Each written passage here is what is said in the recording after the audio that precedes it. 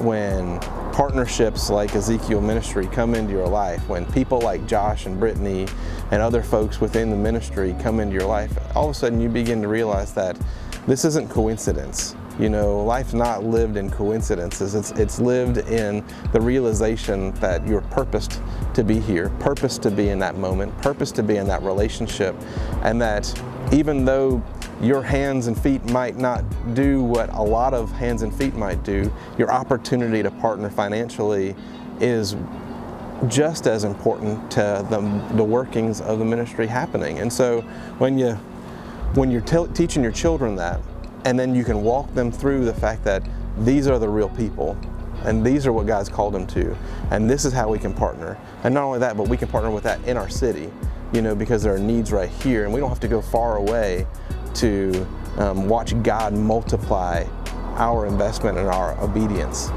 And that's the whole thing. You know, one of my life verses is 1 Samuel 15:22. To obey is better than sacrifice, and to heed is better than the fat of rams. And it's this essence of God wants me to pay attention to what He finds important for me, not what I lay importance to, you know, and what, you know, maybe flashy or whatever.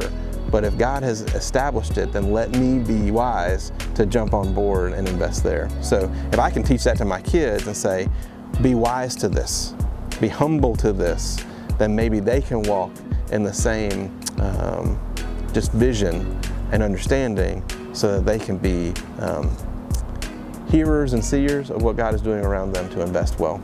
I think my encouragement to somebody who's on the fence to giving and thinking, you know, what does this small donation do? Tell them to go buy a grape tomato plant and plant that.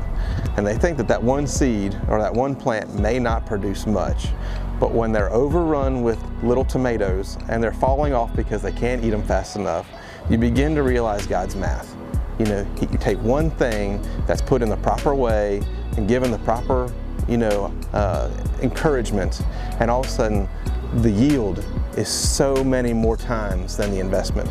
We do math wrong when we try to do it in our heads, but when we allow God to do math, He does impossible things.